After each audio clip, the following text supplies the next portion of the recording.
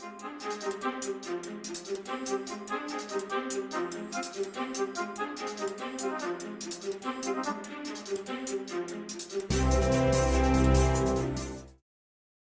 I'm gonna start doing some barbershop talk on this channel as a part of a lot of new things I'll be doing. I'm done with school now, that whole thing's in the past, thank God, so I have much more time to create new ideas and kick them out here. And if you're not familiar with the concept of barbershop talk, just think back to the earliest days of my main channel. That was back when I first started, and I just used to have a basketball subject and just talk about it off the top of my head with no script or research needed. Of course, that channel is much bigger these days, the videos are of higher quality, and they're mostly evergreen topics, so I can't just kick it off the top there anymore. Plus, I don't do current event videos there much anymore for that reason. Well, that's why I love my second channel. I can do what I want here without worrying about how many people want to watch. Most of these are going to be about what's currently going on in the NBA, and basically if there's something I want to talk about and I just don't think my main audience would care that much to see it, I'll just kick it out here. Well, today just so happens to be one of those days that I have something I want to talk about. I woke up this morning, I was scrolling through Twitter, scrolling through different NBA forums, and of course this is the morning right after the Warriors and Rockets happened, Warriors and Rockets game 1. And I would say about half of it was a disappointment because the first half was great and then the third quarter hit and then it wasn't so great. The Warriors took home court advantage, they won game 1, and now they are well on their way to another NBA Finals, because I think what a lot of people realized last night is what I tweeted a couple of days ago or maybe a couple of weeks ago, and it's just that I never thought that this Warriors and Rockets series was gonna be what people wanted it to be. Yes, I get it, it was just one game, I realized that, and I realized the Rockets aren't dead yet, but I'm gonna say that everything I own right now, I would be comfortable putting it on the line that without injuries, the Rockets would not beat the Warriors 4 times in a series. And that goes for every team right now, every team in the most likely near future. I don't think anyone has or is going to have what it's gonna take to defeat this Golden State Warriors core. Let me just break it down like this. This Warriors team is so special in so many different ways, and I don't say that as a fan of them because I'm Boston Celtics all the way until I die, but I'm going to talk about it from a different perspective first because I don't need to really go over the roster just yet. We already know the roster is elite, but check this out. So if you've read Bill Simmons' book of basketball, you've already heard of the disease of more. And that's what ends up breaking apart pretty much every good team that's ever existed, right? Because a team goes and they win a championship and then all of a sudden they want more. The people on the roster want more. They want more money. They want more shots. They're not happy with their roles. So I think the most potent example of this would probably be like the Lakers. And that's why Kobe and Shaq, instead of winning like north of 5 championship rings, they only got 3 together. I say only 3, that's a good amount, but Kobe and Shaq was definitely worth more than 3 rings, but they couldn't coexist because of their egos, and then Shaq was, telling Jerry Buss to pay me and all of this, and that broke them up. The Warriors are one of those teams that not only are they probably the most elite team ever put together on paper, they don't suffer from the disease of more anywhere on that anywhere in the core, right? Because the core is what matters. Everyone else can come and go, but in the core, they don't suffer from that. You have Steph Curry, who is the first unanimous MVP in NBA history. We watched his 2016 campaign, and it's one of the most amazing things that we've ever seen in NBA history. This guy he welcomed Kevin Durant with open arms. He didn't care about how many shots he was going to take. He didn't care about being in the spotlight. A unanimous MVP just saying, yeah, you can come to this team and we can ball out together. The egos just don't matter. And then you have Klay Thompson, who I think most people would agree that he doesn't get maybe the credit that he deserves.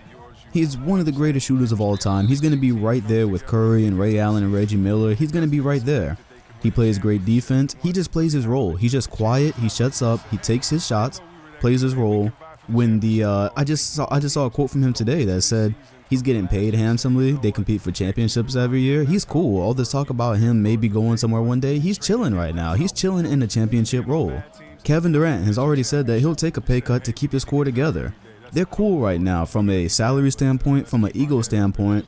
This team could be together for God knows how long because the disease of more is not getting to them. And that's bad for the rest of the NBA because not only are they not affected by those factors, but as a team, let's just call it what it is. They're an all-star team. That's what it is. They have 4 players that make the all-star team pretty much every year, and Curry, Klay, Draymond, and Kevin Durant. And when you really notice their dominance is on nights like last night.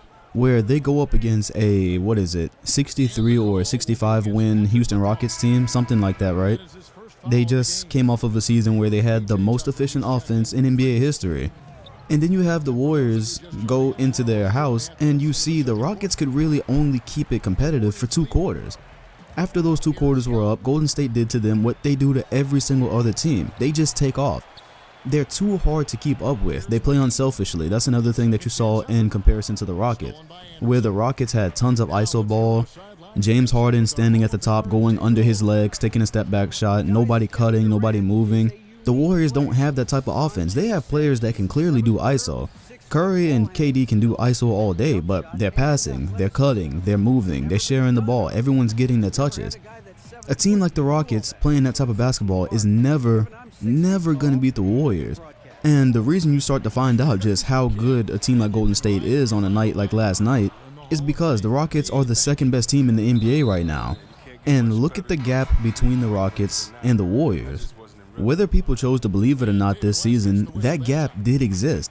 And that's the reason I wanted to talk about this today, is because when I woke up, it was a totally different tone than what it had been the whole season. People were picking the Rockets to come out of the West, saying that it wasn't going to be as easy for the Warriors this year, saying all types of things where basically they believed in the Rockets.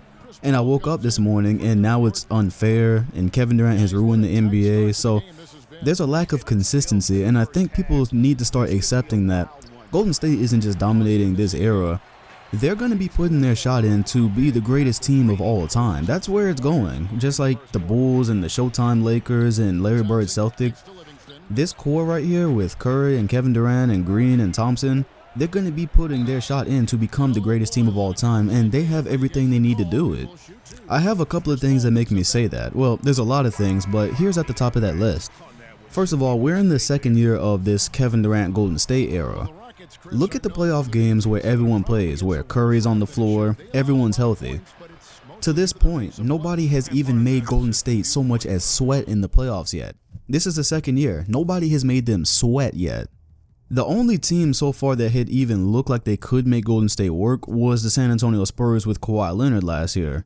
We don't actually know where that was going yet because Kawhi got hurt and the Spurs lost that 20-point lead, but I can always tell you that since one player going down caused them to blow a 20-point plus lead, and I believe that was in the 2nd half, that's always told me that the Warriors were probably going to win that series. I had the Warriors winning that series, and you don't just write a team like the Warriors off in one game, in a half of one game. You definitely don't do that. But when you look at the numbers and you look at the facts, when everyone's playing, Golden State so far has only lost 2 games in this core's history with Kevin Durant. They've only lost twice. They lost game 4 in Cleveland last year, and they lost a game to the Pelicans this year. When everyone's healthy, only 2 teams have even beaten them so far. And until we have a legitimate reason to believe so, that's why it's so impossible to, or so unrealistic to bet on a team beating them 4 times in a series when they're healthy. Like, the numbers don't even support that. So in the present day, they haven't even been beaten more than twice in a playoff series. But also check this out. I said earlier that I don't know that any team in the near future is going to be able to stop this. And let's just look at the reality right now. The way the Golden State Warriors were brought about is one of those once-in-a-lifetime fairy tale lightning in a bottle situations because they were able to draft Curry. Curry got hurt, so he was put on a bargain contract, which allowed them to keep everybody and eventually go after Kevin Durant. They drafted Draymond Green and Klay Thompson as well, too. So they drafted right off the bat 1 superstar and 2 really good all-stars, one of the greatest shooters of all time right there. Then they added Kevin Durant. They had the space to get KD on that roster, too. That specific situation might not get duplicated anytime in the near future. And so then we look at, okay, this summer, what are the current options? What is how good can a team get this summer? Outside of Golden State, how good can a team get right now? And I think most of us would agree that the best thing that could happen, the best team that could come about, would probably be LeBron James going to the Houston Rockets. Even in that case, LeBron James, Harden, and Chris Paul, well, first there's figuring out how those guys even play together, but if you've looked at the math on that, they got to pay Chris Paul, they got to pay Clint Capella, and then they would have to pay LeBron James.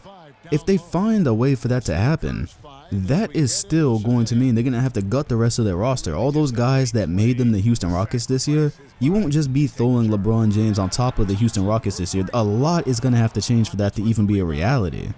And further complicating that is the fact that Clint Capella is a restricted free agent, and you know for a fact a guy like him is about to get overpaid. Somebody is going to give him an offer sheet worth a lot of money. The Rockets are going to have to match that. So let's say that LeBron James does find his way to Houston. Does that make them as good as or better than the Golden State Warriors? And don't even answer that question. The fact that I have to ask you, does it make them better if they add the best player in the NBA today? The fact that I have to ask, does that make them better than Golden State? It shows the royalty of the situation that they're in. So then another thing that's been tossed around is LeBron James going to Philadelphia. The Sixers are also going to have to make some cuts to that roster to sign LeBron. That's problem number one. Problem number two is that move right there is not better than LeBron James going to Houston. Problem number three is, what does that do? What does Ben Simmons and LeBron James do? How does that work? The names sound cool together, but their play styles. Ben Simmons has the ball a lot, and he can't shoot to save his life. I mean that literally. To coexist with LeBron James these days, you really need to have at least a mid-range jumper, a considerable or a knockdown mid-range at the very least. And preferably, you need a knockdown three-point shooter. You don't want to have somebody like Ben Simmons who, if he's at the three-point line, you can play him at the free throw line. You don't want that on the court with LeBron James. And after you got that roster to sign him, that's not better than the Warriors. I can just tell you, like, it's a question with Houston if it's better. If it's on Philly, that's not better than the Warriors. There's no question right there. So let's get really crazy then. Let's say that finally, after all these years, LeBron James goes to the Lakers, because NBA Twitter has been trying to make that happen since, God, I can't even tell you. It's been a really long time. So he goes to the Lakers. Paul George, I would feel comfortable right now betting something that Paul George is probably going to end up in a Lakers uniform. And then they surround those guys with whatever magic they all of a sudden can pull off. I don't think this is going to happen. It's just hypothetical. Is a LeBron James and Paul George led team, is that good enough to compete with the Warriors? Just from where the Lakers are right now, probably not. And no matter what, a LeBron James and Paul George led team is not better than what Houston can put out. His best situation is Houston, and we don't even know if that's good enough to ever beat the Warriors. We don't know. If we were trying to predict right now what's going to happen in the future, we would probably say that for the next few years, the Boston Celtics are going to be going head-to-head with the Warriors, because the Celtics have proved, no matter what happens in this conference final series, they've proved that they're the team of the future. They don't have Kyrie Irving right now, and they don't have Hayward. Right now, they have their young guys. They have Rozier. They have Tatum, their rookie. They have Jaylen Brown leading that team possibly to the NBA Finals. So you look back and say, okay, that team is going to have great small ball options next year when they have Hayward in that lineup. Somebody's going to have to slide to the power forward, because I doubt anybody's going to the bench.